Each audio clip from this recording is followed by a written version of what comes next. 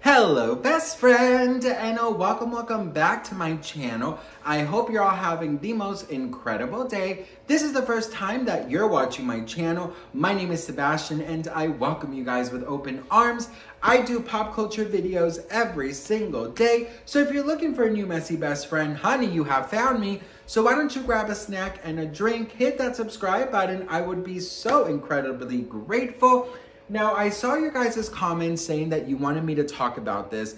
I usually don't touch such disturbing and scary and sad type of topics, but I also find it very important and empowering to talk about this, because when a victim comes out of a child SA or R, it is I believe it's such a freeing moment for them, you know? Very scary, very freeing, especially after watching Quiet on Set documentary with Nickelodeon and seeing how somebody can free themselves and really start healing is a beautiful, beautiful thing. Now, a Zoe 101 actor, that's Jamie Lynn Spears' show on Nickelodeon, has come out and spoken about his story. So I just want to give you guys a trigger warning. I'm going to be talking about what I mentioned before, SA and R, and, you know, it's very scary, but his statement, I believe, is very powerful. So take a look at this. It says, "I know many folks want me to respond to the Quiet on Set documentary. I'm going to share something with you that I never thought I'd have to talk about publicly, as it's honestly none of your business anyway. When I was 12 years old, I was groomed and by my best friend's stepfather. I lost the best friends I'd ever had because I couldn't spend time with them without feeling the personal disgust and betrayal brought on by a man I trusted as a father to me. When I was 19, I was SH and then A by my agent at the time, who had spent a decent amount of time building trust with me as a friend and mentor. Again, my trust was betrayed and my self-image crushed. I reported him to the agency and he has since been fired, although he is still active in the industry. This experience provoked my move away from LA and ended my pursuit of acting. Why am I telling you this? Well, lately many people have been blowing up my email telling me they hope me and my mom die. Why? And that we burn in hell. I'm being called a pedophile defender and all that jazz. I have spent many years rebuilding my self-image, and those hateful words have little effect on me today.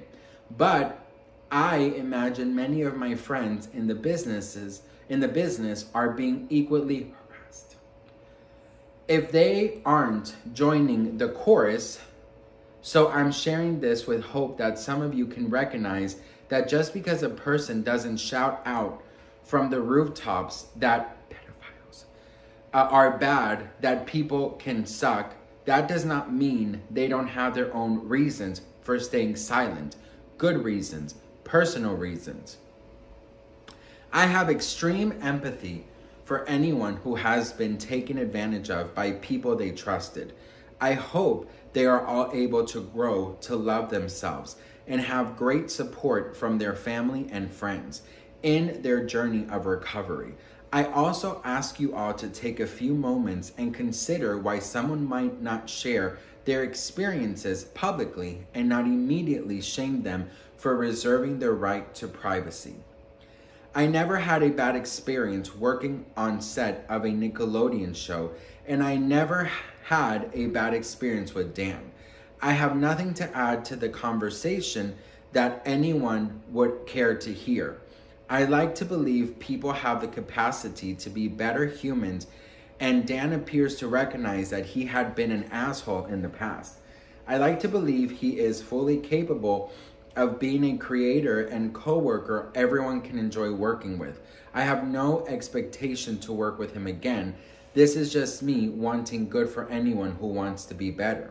So please take a moment and consider that some people might not be making statements because talking about this kind of thing brings up memories and emotions that are difficult to deal with. And they have every right to be silent. I can't believe I even have to say this, but of course, I don't effing support pedophiles.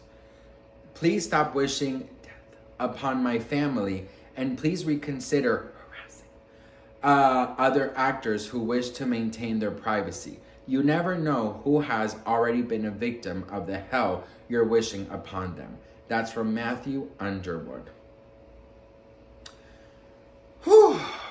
So, I've been seeing that people who have worked in Nickelodeon have been called out for not, talking about Quiet on Set and not, voicing their opinions. For example, Melissa Joan Hart, who obviously did Clarissa Explains It All, Sabrina the Teenage Witch. I think that's about the only 2 shows she did with Nickelodeon. Very iconic shows. She also shared her take, and she goes, I never had a bad experience, but of course I believe everyone who has talked and spoken out, right? So I do think, and I was reading some comments saying people fully forced this man to talk about what happened to him just so he can say out loud that I don't support pedophiles. You know what I mean? So I believe that it is very freeing to speak out and to say what you've gone through, but nobody should ever force that upon anybody. Do you know what I mean? Nobody should ever force that upon anybody. The fact that people attack people without giving them some grace or some moments to kind of think, right? I think that I personally, if I were part of a network, right, and this came out, I know that if I had gone through something, that would trigger so many things in my head. You know what I mean? And I've seen like 2 sides of this. One side is, I've read all the comments. One side is, I can't believe he was forced to share his story. And the other one is, he could have supported without sharing his story, right? But I think it's even more powerful to share your story if you are ready and willing to do so. I don't think wishing ill will and death upon people's families is correct.